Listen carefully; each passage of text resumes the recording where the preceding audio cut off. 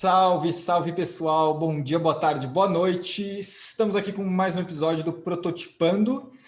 Hoje eu conversei com Facundo Guerra.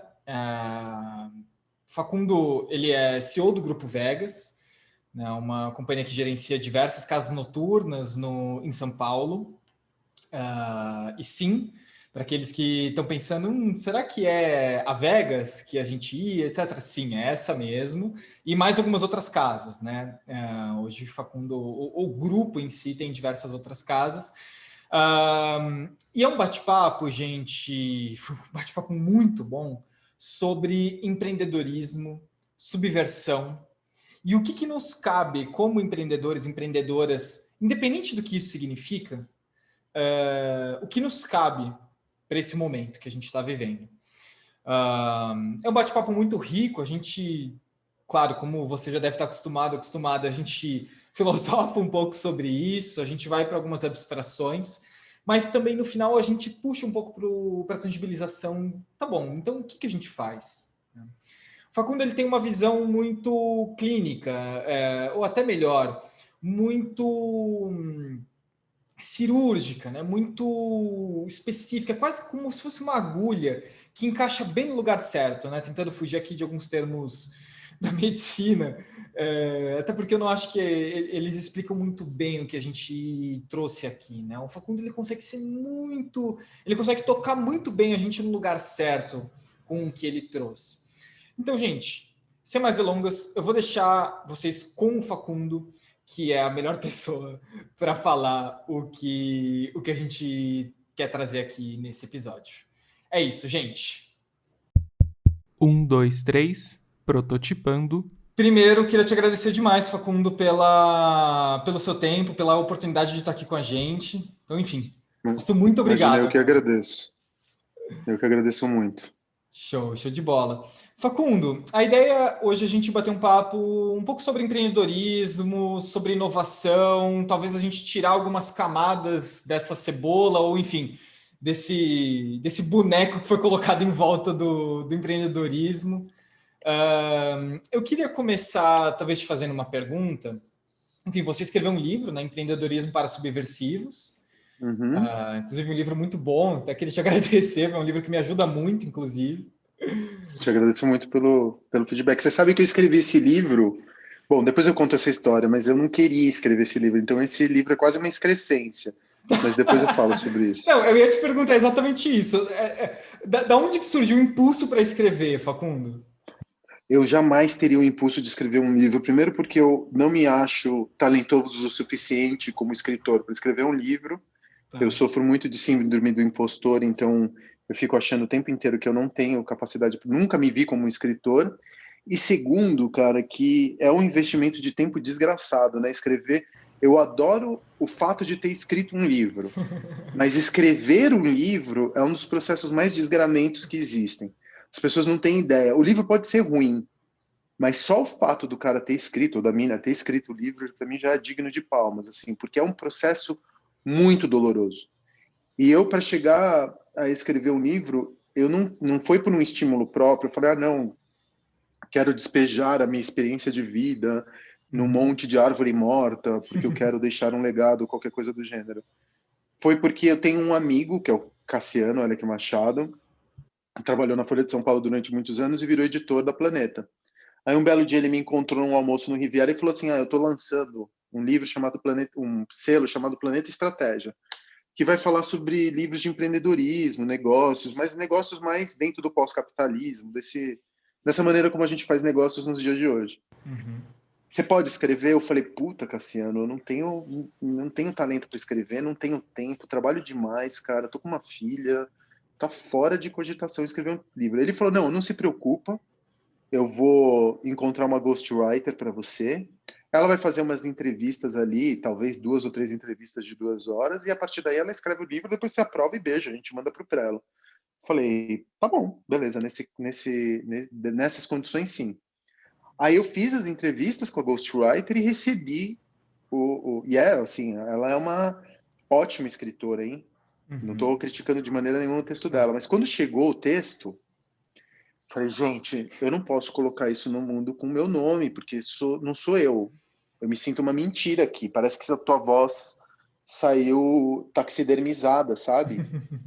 Sim, Parecia, sabe, a diferença. Você já viu aqueles sites de bad taxidermy? sei, Taxidermia sei. mal feita? Era isso. Era eu na versão bad taxidermy. Aí eu olhava para aquilo e falava, cara, não dá, não dá, eu não posso colocar isso com o meu nome, eu vou me sentir uma fraude. Eu vou ter que reescrever. E aí tinha 6 meses ainda para o lançamento do selo, né? Que eles estavam colocando no pipeline, no plano de lançamento, os livros que eles iam apresentar. Beleza. Aí eu chego e escrevo. Aí eu passo por um processo, enfim, uma separação. Tive uns dramas pessoais. E aí eu congelei, fiquei meio deprimido, fiquei meio zoado da cabeça e congelei. 3 meses antes do prazo, o Cassiano me chama para uma conversa e fala, mano, e aí, cadê o livro? Eu falei, mano, eu vou devolver teu dinheiro, desculpa aí o teu tempo, desculpa se eu ocupei teu tempo, não era a minha intenção, me perdoa, eu vou te devolver o dinheiro do adiantamento que você fez. Ele falou, amigo, deixa eu te contar, nem fudendo, eu tô com o meu pipeline de lançamento está todo dependente de imprimir teu livro, eu já negociei o teu livro com os livreiros, o meu bônus tá associado ao Nossa. livro que você está lançando, o bônus de todo mundo é associado também. Você não pode fazer isso com a gente. Não faça isso. E o cara é meu amigo desde que eu tenho, sei lá, 15 anos de idade. Aham. Aí eu peguei e não, aí eu não, aí eu, o que que eu, fi- eu limpei minha agenda nos 3 meses consecutivos, assim, eu falei, bom, eu vou tirar férias, eu vou tirar um sabático, eu tenho 3 meses para escrever um livro.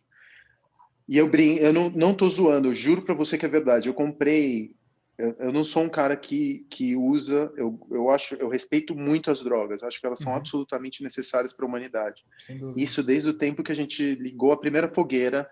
Eu sou muito a favor eu quero que as pessoas sejam felizes e eu acho que usar ou não um, um, um entorpecente ou usar ou não um alterador de consciência é uma decisão íntima e pessoal. Sem Eu não dúvida. sou um usuário de drogas ou de alteradores de consciência.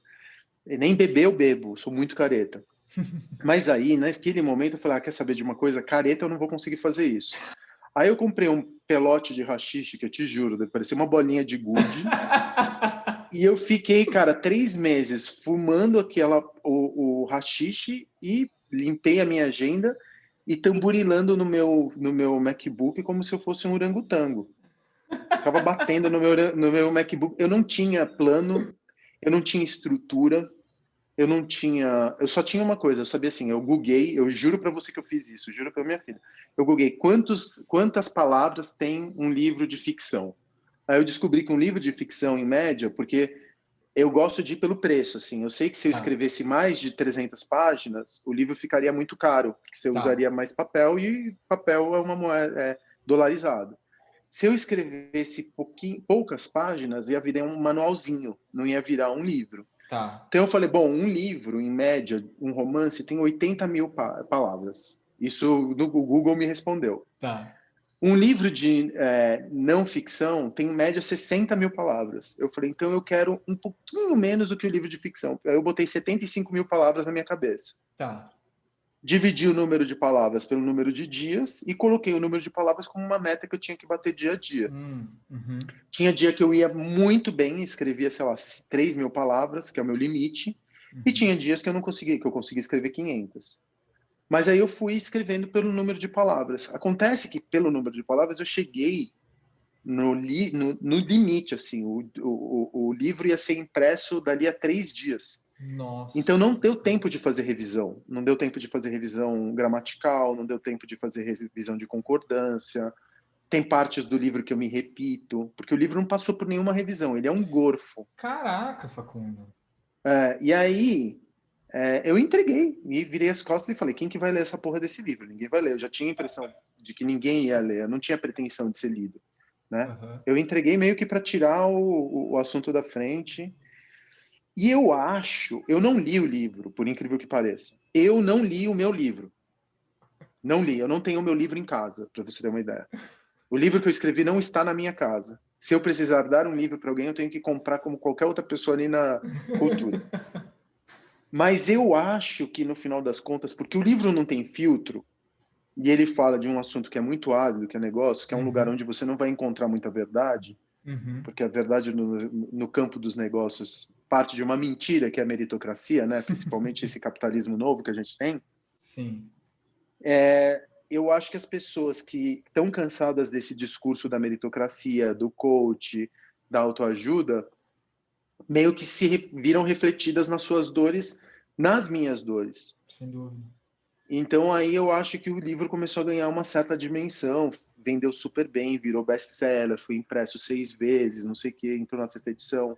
Então o livro ele começou a ganhar uma certa notoriedade, exatamente porque eu estava sem nenhum filtro escrevendo, achando que ninguém ia ler, e under the influence, meio que sob o vapor do haxixe enquanto eu estava escrevendo. Então eu acho que o livro, e eu não consigo ler o livro porque sou eu ali num estado sem muito filtro, falando comigo mesmo.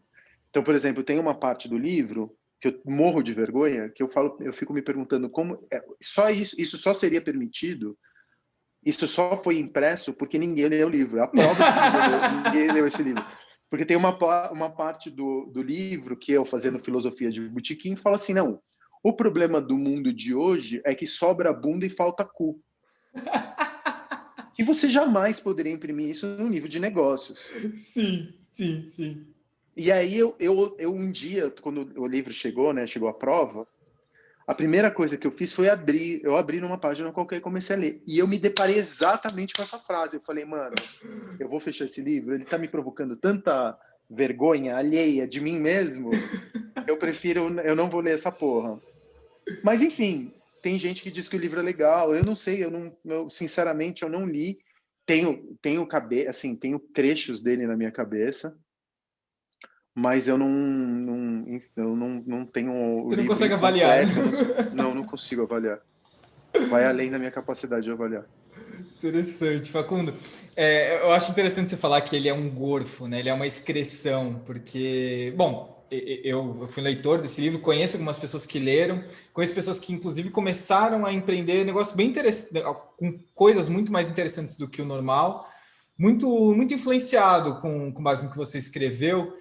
E aí isso me lembra um pouco do, enfim, na excreção tem muita vida, né? Enfim, né, a própria frase do Mano Brown, né? Até no lixão nasce flor, né? Sim, sim. Depende muito da perspectiva, né? Porque é o que você disse, a excrescência é um começo também, né? Sem dúvida, sem dúvida. É o começo de um monte de outras coisas, de outras vidas. Além de ter vida na excreção, também tem vida em potência dentro da excreção. Sem dúvida. Facundo, O uma lixo coisa que... de um é o luxo de outros também, né? Exato, exato. Uma coisa que você comentou algumas vezes na sua fala, que eu acho legal a gente fazer um recorte e entrar nisso, que nesse pós-capitalismo que a gente está vivendo, né? Nessa nova maneira de fazer negócios, nesse certo cansaço, né? Se a gente for pegar um pouquinho dessa sociedade do cansaço, do Byung e tal, e tem muita gente passando por isso e sacando que o jeito que existia não rola mais, a gente precisa fazer uma coisa diferente. Isso pode parecer, isso, enfim, é o seu dia a dia, eu também considero um pouquinho dentro desse dia a dia, etc. Mas para muita gente isso é novo, né? Tem muita gente que ainda está, e aí eu coloco aqui pessoas que, inclusive, estão ouvindo a gente, assistindo a gente, e se identificam com isso, mas falam, putz, mas peraí, eu ainda estou preso nesse lugar que eu sinto que está atrasado.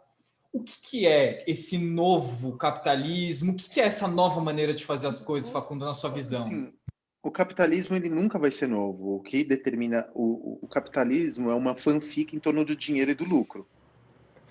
É uma fanfic. Você tem uma crença na troca, que a troca energética ela tem que, no final das contas, extrair mais valia e, portanto, lucro de todas as atividades que você fizer. Então, ele não é um capitalismo Hakuna Matata, em que você vai colocar o propósito, a sustentabilidade, a perpetuação da nossa maneira de existir. Eu julgo ele como um capitalismo mais reativo. E eu me explico. E mais austero. Eu não sou bonzinho porque eu penso antes dos impactos secundários ou terciários advindos no meu trampo. O que eu quero dizer é que eu sou tão elitista e tão burguês que eu prefiro perder os anéis para não perder os meus dedos.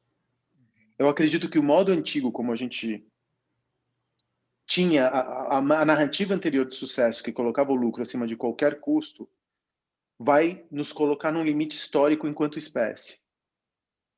Se a gente só for tirar lucro dos negócios e lucro a qualquer custo, então isso é exemplificado pelo capitalismo, não é o capital, é o capitalismo hoje, o capitalismo das grandes corporações nas políticas ambientais. É mais barato você pagar as multas do que você corrigir as falhas dentro do seu sistema que impacta o rio ou que impacta a floresta.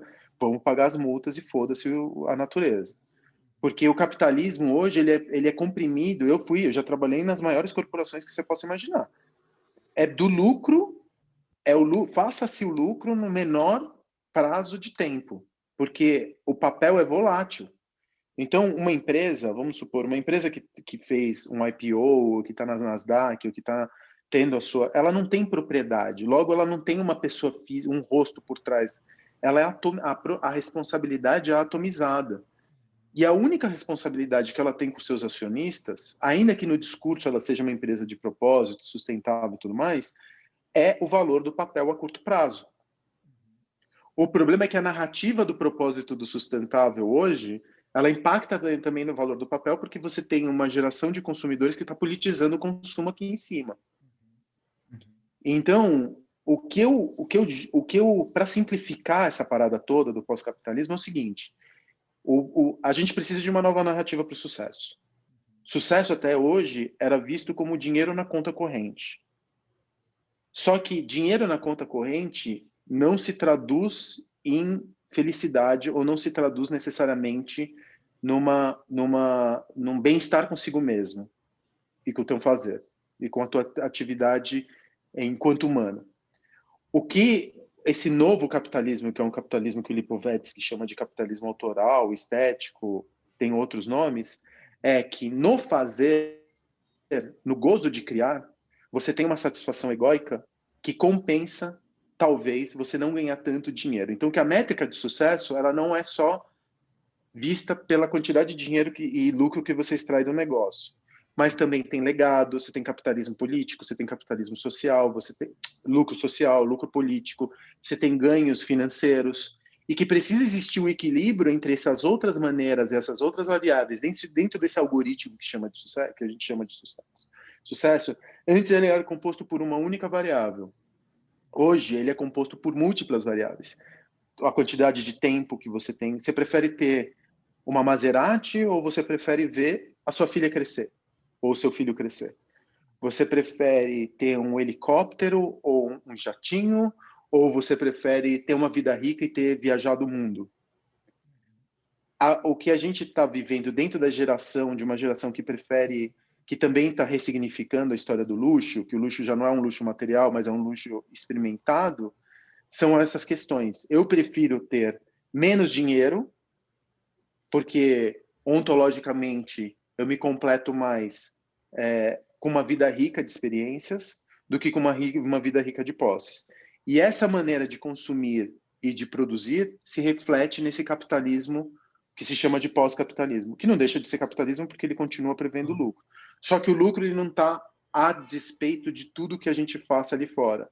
Ele inclui também os impactos que gera. Então, você vai no McDonald's hoje e come um hambúrguer de R$1,99, o hambúrguer custa R$1,99 para você. Para gerações futuras, esse hambúrguer está custando R$500.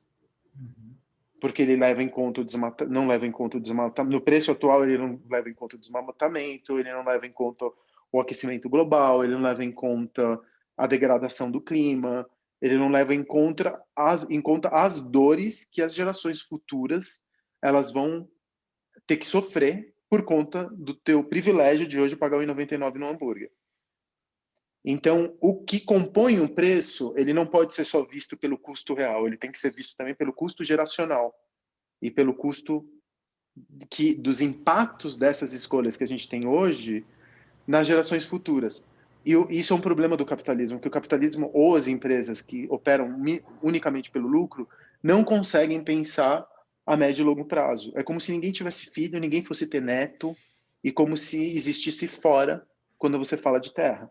Uhum. Não existe outro planeta B, não existe plano B, não existe fora, acontece tudo aqui dentro. E essa maneira míope da gente, de nós privilegiados, nos relacionarmos tanto com a produção quanto com o consumo, talvez a gente não sinta o impacto. A gente já está sentindo hoje, mas talvez esse impacto ainda, a água não esteja a 60 graus. Ela está 42, ela está morninha, mas Sim. ela não está fervente ainda. Ela está levemente desconfortável. No campo simbólico, ela está desconfortável. Dentro dos privilégios, está tudo bem. Uhum. A minha filha vai sentir muito. A minha filha hoje de 9 anos, ela vai sentir muito isso. Uhum. E eu não estou temeroso por mim, porque eu sou um homem de meia idade, vivi bem, vivi dentro dos privilégios que eu recebi da sociedade. Tá tudo certo, eu tive uma vida prazerosa, ainda que ela fosse interrompida hoje. Mas a minha filha e a minha neta, se porventura ela vir a existir, ou meu neto, se porventura eles a minha continuidade ou a continuidade da minha espécie, ela está comprometida pelas decisões que eu estou tomando hoje. Então, cada decisão que eu tomo, seja no campo do consumo ou da produção, ela leva em consideração a, a, a, as gerações futuras. Vou te dar um exemplo. Ontem eu fui na farmácia,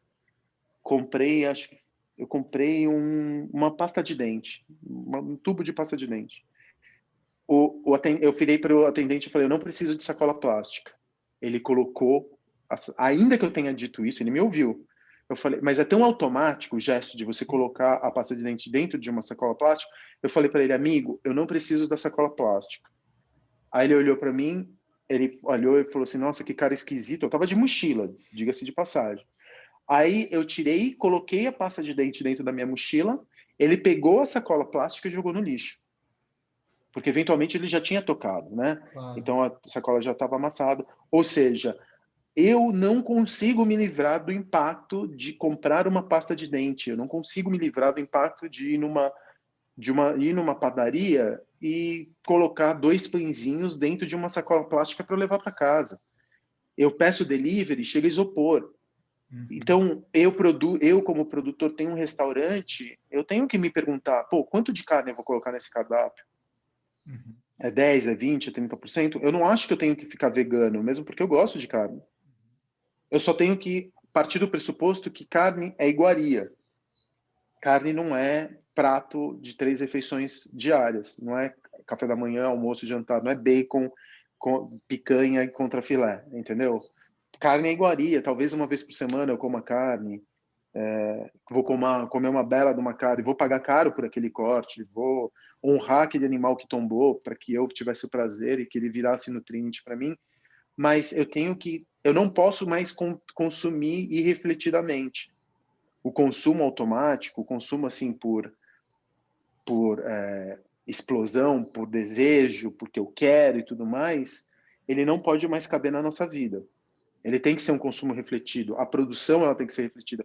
Aí eu tenho lá no Arcos uma máquina que é um filtro para encher garrafinhas de água, porque eu não quero gerar impacto de plástico nas garrafas de água. Eu já gerei muito, não quero mais gerar. Né? Nas boates eu só servia garrafinha de água em embalagem plástica. Essas garrafas estão ainda aí, em algum lixão escondido dos meus olhos, mas alguma periferia está sofrendo com o impacto dessas garrafas plásticas por séculos ainda. Então, eu vou e coloco a água ali numa garrafinha. Aí eu sou questionado pelo meu cliente por que eu cobro por aquela água que está sendo servida dentro de uma jarra. Eu falo, porque tem um serviço. A água é barata. O equipamento é relativo. Eu pago um aluguel pelo equipamento, eu pago enfim, porque a água é tratada com ozônio e tudo mais, mas essa água tem um serviço atrelado a ela, e esse serviço vai parar na conta do atendente que trabalha pela taxa de serviço aqui dentro. A pessoa não entende no meu discurso que eu não quero produzir mais uma garrafa plástica. Então ela não entende, ela acha que porque eu estou usando água da torneira, não é da torneira, né? De um equipamento que trata, que filtra, que gela, que gaseifica, que vai dentro de uma garrafa de vidro linda, que é servida por alguém, dentro desse, ela percebe a garrafa de plástico como algo que tem valor. E toda a minha preocupação para não gerar a garrafa de plástico como algo que deveria ser de graça, afinal, não tem a garrafa de plástico. Mas esse é um discurso que a gente está sendo martelado na nossa cabeça há décadas pela indústria. Uhum. Porque você vender garrafa envasada por uma água envasada por uma garrafa plástica é chocante se você for parar para pensar. Se você parar para pensar, cara, eu tenho que beber água, que deveria ser um direito de todos, né? Deveria ser um direito de todos, acesso à água potável, que é a base da vida. Eu preciso beber isso encapsulado por petróleo, que vai ficar na Terra pelos próximos 300, 400, 500 anos. Se você parar para pensar por um segundo, é absurdo. O problema é que a gente normalizou o absurdo, né? O absurdo hoje, a gente não para, a gente não reflete. Mas o consumo e o marketing, ele espera isso de nós. Não é à toa que o Romero, por exemplo, quando faz filme de zumbi, ele faz uma reflexão sobre o consumidor no shopping center, né? Os primeiros filmes do Romero de zumbis acontecem dentro do shopping center. Porque a gente precisa desarmar a nossa capacidade crítica na hora de consumir. A gente tem que agir por impulso e desejo e fome. Se a gente refletir por um segundo, o capitalismo rui. Ele entra ele começa a desmoronar. Então é muito louco isso de você parar para pensar, cara, eu tenho que ser responsável pelos meus atos agora. Porque a porra da garrafinha d'água que eu produzi, quem vai ter que lidar com ela é minha filha. Não é possível que esses caras... É que a elite mundial... E perdoa porque eu tô falando muito, Pedro. Não, o espaço é seu, Facundo.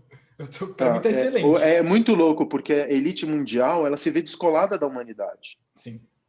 Então, os donos dessas corporações, das multinacionais, a ultra elite, 1%, eles não conseguem ter uma ideia de todo. Uhum. Eles não se veem como homo sapiens sapiens. Uhum. Eles estão dentro das suas ilhas, dentro das suas fortalezas, dentro dos seus jatinhos. Eles não precisam lidar com os efeitos daquilo que eles produzem em nome do lucro. Os outros 99,99% é que se virem. Afinal, o game tá dado, não fui eu que inventei as regras. Foram meus pais, meus avós, meus bisavós, meus tataravós. Então é muito louco, porque eu acho que essa ultra elite, ela já não se vê mais como Homo sapiens sapiens. Ela está pensando em como chegar em Marte, né? Como morar em Marte. O que para mim é uma insanidade, porque assim não é possível um planeta, assim, acho que tá aí um dos planetas mais feios para se viver, que é Marte, né? Assim, tem uma cor só. Não é possível que a gente queira morar lá, né? Mas a gente queira deixar toda essa beleza que está aqui, ou que ainda resta, né? Mas eu fico refletindo, Facundo, na sua fala, o quanto que a gente está no momento em que a gente está sendo, a nossa espécie está sendo colocada em xeque, né? E eu vejo que esse xeque ele é muito mais em relação aos mitos que a gente cria em relação à nossa existência do que só necessariamente genético, né? Os mitos que a gente utilizou e que a gente se espelhou para chegar até aqui, eles ruíram, né? Agora, eu acho que a pergunta que está ficando para a gente é quais são os mitos que a gente vai continuar seguindo? Mas esses mitos ruíram mesmo?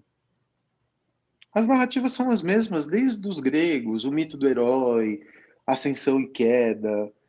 Os mitos são os mesmos, porque a gente tem uma indústria de produção simbólica de narrativas. Tudo é reforçado por Hollywood, tudo é reforçado por Netflix. Todo um mundo, um jeito de existir, a vida que vale, a régua da vida que vale a pena ser vivida, é a mesma régua. Uhum. Não mudaram as narrativas. A gente começa a encontrar fragmentação de narrativas. Quando você vai, por exemplo, para as redes sociais, você fala, não, a vida europeia, ocidental, essa vida ocidental, ela é um modo de existir. Existem outros modos de existir. Talvez o modo de existência das populações autóctones também é um modo de existir. o modo de existência, por exemplo, numa comunidade de periferia, também é o modo de existir. O que você começa a perceber agora é que se emergem outras narrativas que permitem você contemplar outros modos de existência, mas o modo de existência branco, hétero, cis, macho, ele continua sendo a régua da boa existência. Aí que está o ponto. Se a gente continuar acreditando nessa narrativa da existência que vale a pena existir, que é comprar Ferrari, morar na cobertura e ter um jatinho, que é impossível para 99,99% das pessoas, vamos todos morrer frustrados, porque a gente não vai ser famoso, não é todo mundo que vai ter 1 milhão de seguidores no Instagram, não é todo mundo que vai conseguir comprar Ferrari e jatinho. É muito... E eu acho que não é o único jeito de você ser bem-sucedido esse. Sem dúvida. O sucesso ele tem que ser um parâmetro que não é um parâmetro que é validado pelo próximo, entendeu? Uhum. Eu também não quero uma vida que eu seja absolutamente feliz o tempo inteiro. Eu quero uma vida complexa. Eu quero que a minha existência enquanto humano, a minha passagem enquanto humano neste planeta, nesse tempo histórico, ela seja rica, complexa com dor, com tristeza, com sofrimento, com tragédia, com batalhas que eu venci, superações. Eu quero uma existência polifônica. Uhum. Assim, de muita coisa aconteceu para eu chegar ali no final da vida. Eu falei, pô, apesar de eu ter nascido nesse tempo histórico, eu tive aconteceram muitas coisas na minha vida. Eu tive acesso a muitas coisas, eu deixei muitas coisas, eu deixei lembranças, eu transformei o minha micro-região. Vou ser lembrado com ódio por alguns, com amor por outros. Então, minha existência foi polifônica, ela foi uma orquestra. Ela não foi monocórdica, uma só experiência. E eu acho que essa vida que você hoje tem como uma vida bem-sucedida, do homem branco, cis, hétero, blá, blá, blá, blá, blá, blá, é a vida do jatinho, é a vida da champanhe, é a vida do iate, é a vida que a gente ouve a periferia cantar nos seus funks de ostentação aqui em São Paulo, é a vida que os reality shows projetam, é esse o tipo de vida, é a régua da vida bem vivida. Uhum. Então, eu acho que é isso que hoje a gente começa a questionar. Será que essa é a vida bem vivida mesmo? Será que você correr atrás de um jatinho o resto das... A gente tem que parar de achar, e aí você cita o caso do Elon Musk, por exemplo, que fica desejando Marte, a gente tem que parar de bater palma para esse escroto, entendeu? Sem A gente dúvida. tem que parar de olhar para o Elon Musk, que é mas é um imbecil, e eu estou sendo capacitista falando isso, mas é um ser humano abjeto. Ele tem lá os seus louros como empreendedor, como empresário, mas desculpa, o cara ficar desejando ocupar Marte porque diz que a Terra está comprometida porque ele é um bilionário. E aí ele vai falar, não, é mais fácil É mais fácil. E tem essa frase, eu não me lembro quem disse, que é mais fácil a gente sonhar com o fim do mundo, desejar o fim do mundo, do que a gente repensar o capitalismo. Porque em nenhum momento a gente destrói a Terra N vezes no campo da cultura, né? Você vai ver os filmes pós-apocalípticos, dá para falar de milhares de filmes pós-apocalípticos. E nenhum desses filmes a gente repensa a maneira como a gente troca riqueza.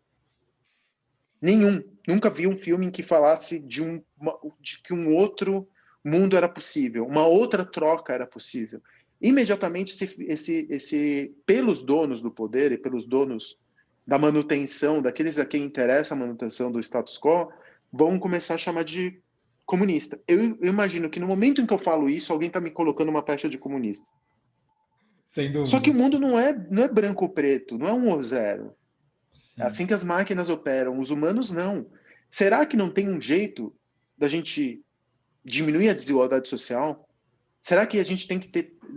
É justo a gente viver num mundo em que 300 bilionários eles têm, sei lá, 50% da riqueza mundial? Porque antes fosse que esses 300 bilionários eles tivessem merecido as suas fortunas. Mas eu vou te garantir que 95% dessas fortunas foram construídas por privilégio, porque os pais já deixaram muita coisa para essas crianças. Uma puta de uma educação, acesso, rede montada, essas crianças tinham proteína, foram criadas em ambientes que estimulavam o intelecto, a investigação. Ainda que você vai falar o empreendedor símbolo, o Steve Jobs. Não, porque o Steve Jobs montou a maior empresa do mundo de uma garagem. Mas ele tinha uma garagem, portanto ele tinha um carro, portanto ele vivia numa família que poderia dar a capacidade. Ele não era um moleque de perifa. Steve Jobs é fruto de uma classe média intelectualizada, que por sua vez também era fruto de uma classe média intelectualizada. A gente tem muito pouca mobilidade social. Sim. Então o mito do self-made man, do cara que se faz e que vence a América, é um mito que é um mito. O dinheiro não troca muito de mão, entendeu? Total. Facundo, então o que nos resta é ser subversivo? Eu queria explorar isso um pouco com você. A opção que nos resta é ser o subversivo, a subversiva. Essa é uma escolha, esse é o único caminho. Como é que você encaixa o ato de você ser subversivo? Eu não sou subversivo. O subversivo é uma ironia. Eu usei o subversivo porque hoje em dia, só de você questionar o capitalismo, você já é perigoso. Sim. Se você perguntar assim, gente, o rei tá nu, a impressão é minha, você já se transforma numa pessoa perigosa. Porque você pode questionar tudo, mas não questione o que está instaurado. Não desafie o status quo. Eu sou um burguês branco, de elite, estudei nas melhores faculdades, venho de uma família de classe média baixa, mas de uma família de classe média. Subversivo, caralho. Subversivo é a tia do Yakult que sai todos os dias ali da perifa e sustenta 3 em casa. Então, o subversivo é o boy que está no meio da pandemia, o motoboy que está no meio da pandemia fazendo entrega e se arriscando. São esses a existência no Brasil já não é mais uma existência, é uma resistência. Para você não se entregar à depressão, à desesperança, ao crack, à pedra, você precisa ter muita força de vontade. Porque se nós da elite a gente está mal, minha saúde mental, né? A gente fala muito de saúde mental hoje em dia. Se a gente está com a nossa saúde mental cagada, que virou moda, a gente falar da nossa saúde mental cagada, vai perguntar para o cara da perifa ou para a mãe preta de 5 filhos nas costas se ela se dá o luxo de estar com a saúde mental cagada. Né? Porque rico, ele não fica louco, ele é excêntrico. Pobre que é louco, rico é excêntrico. Então, Prozac é remédio para depressão do rico. O que o pobre faz? Ouve funk, toma cachaça e trepa. E é assim que a gente trata cada um os seus problemas de saúde mental.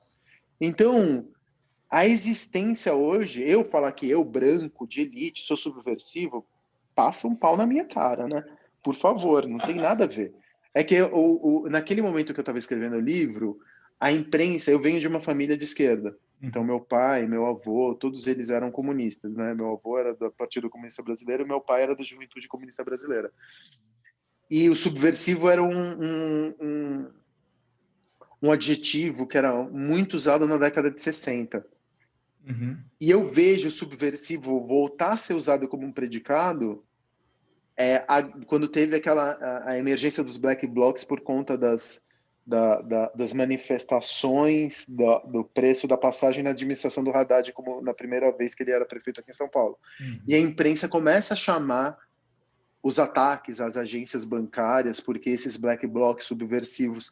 E eu achava tão engraçadinho, assim, se usar uma palavra tão demodé, é como eu falasse assim, nossa, isso é transado, nos dias de hoje. Eu adoro gíria fora de moda, deslocada. Nossa, ela é muito chapchura. E eu achava engraçado subversivo, eu falava, mano, que jeito esquisito de chamar os black blocs de subversivo. E aí, quando eu estava pensando no nome do livro, você tem que pensar no nome de livro para vender também, né? Claro, sem dúvida. Aí eu falava assim, usa esse subversivo, porque esse subversivo ele tá... Mas ele é irônico por um lado, mas como ele também questiona os cânones do capitalismo, Ele tem um questiona a encaixe. meritocracia, ele encaixa, porque só Ele de tem você encaixe. questionar isso, você já é visto como perigoso. Sem dúvida, sem dúvida. Não, assim, na minha visão, ele tem um encaixe que serve bem a palavra nesse sentido, né? Só de você se colocar do lado oposto ao homogêneo, ao que já está estabelecido, né? Isso já tem um grau de inquietação, né? Facundo, assim, eu nem vi o tempo passar, tá? Então a gente já está caminhando para o final aqui. Eu tenho duas perguntas que eu quero te fazer ainda. A primeira delas é assim, a gente falou muito o que não fazer, né? Ou pelo menos o lado que não serve bem. Já que a gente entendeu que talvez muito desse modelo atrasado, desses mitos atrasados, não é mais o caminho, por onde que a gente começa? Ou por onde que você entende que seria o caminho para a gente começar? A gente começa pelo pequeno, pelo minúsculo, assim, pela micropolítica, entendendo que cada ato, cada maneira, cada relação que você tem com o teu entorno tem que apontar para um desejo de futuro, tem que apontar para um futuro possível. Então, a maneira como você é uma pessoa que se julga humanista e de esquerda, quanto você paga para tua funcionária que trabalha como funcionária na tua casa? Essa é uma relação política. Você paga mínimo? Essa é uma relação política. Você está mandando uma mensagem ali. Como que você trata as pessoas que são menos privilegiadas que você, as que te servem? Você dá a gorjeta para o cara do Uber que vai entregar um rango na tua casa no meio da pandemia? Isso é político. Então, qualquer ato que você tenha, ele tem que apontar para aquilo que você deseja. Só um instante. Claro. Desculpa, espirrei, tentei Imagina. apagar aqui. Né? Fica sossegado. Qualquer ato que você tenha com relação ao externo, ele tem que materializar os teus desejos. Você se vê como uma pessoa de esquerda, humanista? Ótimo. Então, traduza esse teu desejo na maneira como você se relaciona com tudo. Seja como empreendedor, seja como consumidor. Você vai consumir alguma coisa? Pensa. Eu acho que a gente quem tem que tomar o controle das nossas narrativas. Porque as nossas narrativas hoje em dia estão na mão das grandes corporações, estão na mão dos governos, estão na mão da mídia.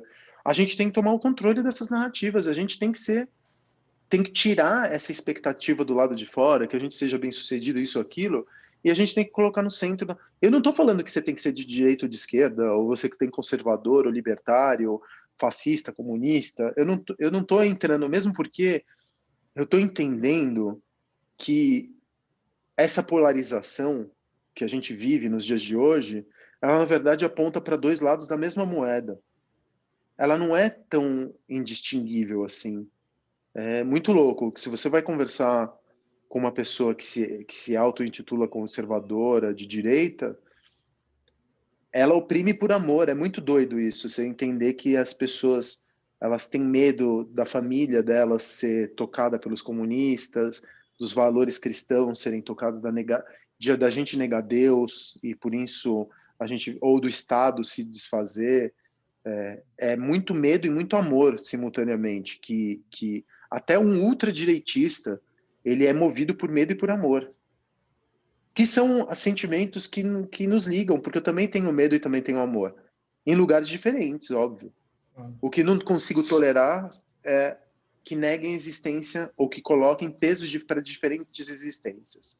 Então, a minha existência enquanto homem branco e cristão, ela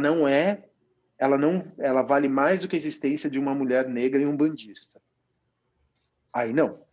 Porque quando você coloca pesos diferentes para diferentes existências, isso que permitiu historicamente um campo de concentração. Então aí já não tem mais diálogo, aí é bica na boca. Claro. Agora, se você tem o respeito pelas diferentes existências, mas os valores, eles são, um é conservador, o outro libertário, aí tem diálogo, entendeu? Eu acho que a gente tem que construir essas pontes, porque no final das contas também, não estou falando que a gente tem que passar pano para fascista, não é isso. Com fascista não se passa pano, se passa rodo. Agora, entender que se a gente não encontrar um lugar onde as realidades elas coexistam,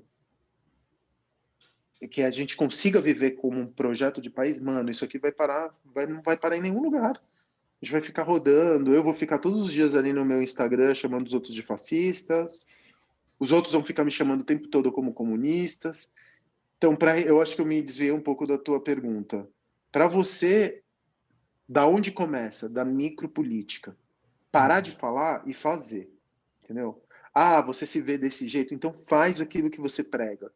Transforma o verbo em carne. Se posiciona, para de ser bunda mole. Não deixa os outros oprimirem. Tenta não passa pano para amigo hétero que te manda mensagem no WhatsApp com a bunda de uma mina. Entendeu? Nas pequenas coisas. É muito fácil, especialmente para os homens brancos, é muito fácil você se manter no lugar do privilégio. É muito fácil. Você perder privilégio é muito dolorido por um outro lado. Mas você tem que fazer esse exercício constante de olhar para o outro e falar assim, eu não vou falar da empatia, porque empatia é uma palavra muito fácil de falar, mas muito difícil de você praticar, entendeu? Mas é se policiar e politizar cada pequeno gesto seu, cada pequeno ato teu, cada pequena... Pensando que você está lidando com a tua sobrevivência. Eu não acredito em altruísmo. Eu não acredito em gestos nobres. Eu não acredito em pessoas que se dizem bondosas. Eu não acredito em gestos para salvação. Eu acredito, eu faço cada coisa que eu faço pensando por amor na minha filha. Eu penso nela todos os dias. Em cada gesto meu, eu falo, isso aqui vai deixar a vida da minha filha mais confortável ou mais desconfortável no futuro? E ao pensar nela, eu penso na minha espécie. Mas a minha espécie inteira ela é condensada. Os meus amigos humanos, os meus fellows humans, os meus companheiros de espécie, seja qual cor de pele, ou qual gênero, ou qual sexualidade, ou inclinação sexual, o que quer que seja, todos eles se cristalizam na figura da minha filha. Porque ela é pura potência. Eu não sei se ela vai ser menino ou menina, se ela vai escolher ser menino ou menino quando ela crescer e puder fazer, ou quiser fazer essa escolha. Eu não sei que tipo de gente ela vai se relacionar. Eu não sei de absolutamente nada. Ela é pura potência. E nela eu vejo a humanidade inteira. Então, ao falar da minha filha e ao pensar na minha filha, eu penso nos meus companheiros de espécie, entendeu? E eu acho que é isso, cara. A gente precisa desejar um futuro diferente desse futuro apocalíptico que está se desenhando. Se a gente não começar a desejar um outro tipo de futuro, porque tudo começa no campo do desejo. Nada existe sem desejo, absolutamente nada. O desejo é a força motriz humana. Então, o futuro, ele tampouco existe. Porque ele é parido e operado no presente. Não existe futuro, não existe passado. Existe um monte de reação química que a gente tenta, de alguma maneira, construir a ideia do tempo, mas tudo é uma abstração, tudo não passa da pele. Tudo que a gente tem mais de profundo é a pele. Então, o tempo é o tempo agora. O tempo inteiro agora, agora, agora, agora, agora, agora. E é de agora em agora que a gente constrói uma outra maneira de se relacionar, um outro futuro. Eu não acho que tenha salvação, entendeu? Sendo Claro. muito sincero. Eu sou muito otimista quando eu acordo e muito pessimista quando eu vou dormir. Eu passo por todos esses processos. Eu não Passa por acho todos os estágios da... Eu acordo otimista, mas a longo prazo não acho que vão deixar a coisa... Eu não acho que tenha salvação mais, entendeu? Mas se a corda arrebentar, e quando a corda arrebentar, eu vou ter a certeza de que algo eu fiz para mudar isso. E para mim vai ser o suficiente. Sim. Se eu tiver que, enfim, desaparecer com a espécie humana daqui a 50 anos, eu vou falar, eu tentei. De alguma maneira eu tentei. ou de alguma maneira eu tentei postergar o nosso destino. Eu acho que a gente tem que se dar conta mesmo que eu sou um homem velho, não sou um homem velho, mas eu sou um jovem senhor. Então eu vivi pelo medo eu me vivi no meio da Guerra Fria, eu vivi o medo de que o mundo fosse aniquilado por uma bomba nuclear. Eu vivi outros medos de aniquilação. Uhum. Mas eu nunca ouvi tantas narrativas que corroborassem com um lugar histórico onde o futuro ele vai deixar de existir para a gente se não tomarmos algumas atitudes agora. E mesmo assim a gente vai ter uma correção de número, porque eu acho que o número já não vai ser mais o número que a gente tem hoje. E quem vai, logicamente, sofrer são os pobres, né? Como a gente viu na própria pandemia, quem sofre sempre são aqueles menos favorecidos do ponto de vista social e financeiro. Então, eu vi qual é a nova ética. A minha ética é essa ética do presente, do agora, do menor. Porque essa é só a única... Desejar um futuro melhor, salvar a humanidade, isso é paralisante demais. Encontrar o propósito. Essas não são narrativas paralisantes. Eu quero saber quando o cara vem me pedir R$5 na rua, R$2 na rua, como que eu trato ele? Eu falo, não vou te dar porque você vai fumar? Isso daí você vai comprar uma pedra? Eu falo, só te dou comida e julgo o que ele vai fazer com o dinheiro? Eu estou interessado no micro, porque é o micro onde eu tenho potência no micro. Passou do micro, já não sou mais eu. Mas engraçado, porque se cada um fizer o micro, você tem uma emergência. Então tem que parar de pensar duas coisas. Tem que parar de pensar que existe amanhã e tem que assumir eu tento assumir o compromisso de transformar aquilo que eu falo em ação. E eu fico pensando exatamente nisso o tempo inteiro. Cara, cada coisa que eu faço pode mudar o destino, o meu destino, o destino da minha filha, tem consequência tudo que eu faço. Uma mudança em Eu não potencial, vivo né? numa Matrix. Eu não vivo numa Matrix. Caraca, Facundo, interessante, cara, interessante. Eu tenho uma última pergunta, e que é uma pergunta que na verdade não é minha. Eu só repito ela para todo mundo que passa aqui na Epifania, porque, enfim, é uma pergunta que já me ajudou muito, inclusive. É uma pergunta que o Abu Janra ele costumava fazer para todos os seus entrevistados. Eu acho que ele é uma voz importante para a gente ressoar. E aí eu queria te perguntar, Facundo, o que é a vida para você? Que pergunta profunda, né? O que é a vida? Eu acho que é o mais lindo dos acidentes, cara. É o mais lindo e o mais raro dos acidentes, assim. A gente tem que se sentir muito afortunado por esse acidente. Eu não sei, eu não posso te dizer se é uma dádiva, se a consciência é uma dádiva ou não é, porque a consciência vem acompanhada de dor. Eu tenho absoluta certeza que a espécie humana, a experiência da espécie humana é uma experiência de dor ao longo da história. A nossa busca de felicidade é uma busca primeiramente pela supressão da dor. Então eu não sei nem se a consciência é uma dádiva ou não, mas eu tenho absoluta certeza que a vida é raríssima. Na amostragem que a gente tem dentro desse momento histórico, com a ciência que a gente tem, é um acidente belíssimo. Pode ser feio nas existências, consciências e tudo mais, mas é algo que é inefável quase. Do campo daquilo que não tem nome. Porque todas as vezes que você tenta dar nome para aquilo escapa e aquilo perde potência, sabe? Perfeito. Então, para mim, a vida é isso, está no campo do inefável. Você não fala sobre a vida, você experimenta um tipo de vida. Mas ela é esse acidente absolutamente belo, assim. E é bonito isso, porque quando você começa a encontrar beleza simplesmente por existir, começa a emergir beleza de todos os lados. A beleza é uma capacidade de olhar. Você extrai beleza das coisas pela tua capacidade de olhar. A gente não pode esperar o belo enquanto uma organização. Eu acho o caos belíssimo. Sem dúvida. Por um outro lado, entendeu? Então, a vida é esse caos. A vida, para mim, é uma tentativa de organizar um caos. É uma tentativa, meio mito de Sísifo, de organizar o caos, sabe? E quando você... Porque tudo vai tender sempre para entropia. A vida é organização por um átimo desse caos e depois... Mas é uma luta tão inglória, mas tão bonita. Eu acho lindo, assim. Todas as vezes que eu consigo escapar e olhar para alguma coisa e falar, nossa, é uma árvore. E ela tá criando, bem idiota, sabe? Parece que eu tomei um ácido.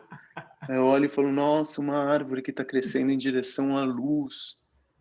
E você fala, nossa, que coisa linda, né? Essa flor, que coisa linda, que cor é essa? É bonito quando você atinge esse estado de epifania com relação à luz, que faz jus ao nome do teu... Né? Você olha e fala, nossa, é algo que escapa. Você só chega na metáfora, porque não tem como você descrever isso. Claro. Não tem como tangibilizar, né? Não tem como... Não tem como você dar materialidade para isso. Facundo, muito bom, hein? Muito bom. A galera aqui da Twitch, tá todo mundo, uau, que reflexão. Acho que a gente foi muito bem aqui. Inclusive, para quem está ouvindo a gente no podcast, a gente transmite todas as nossas entrevistas no nosso canal da Twitch, né, na Ensaio TV. Então fica aqui o convite para quem quiser acompanhar e conversar com a gente enquanto a gente faz esse bate-papo. Facundo, a nível do nosso podcast, que eu queria te agradecer demais. Foi muito boa a conversa. Eu gostei muito de ouvir seu ponto de vista. E eu acho que, assim como eu, algumas pessoas devem estar digerindo um pouco do que você trouxe aqui. Que massa. É bom falar sobre assuntos mais no campo da filosofia e não falar de coisas mundanas.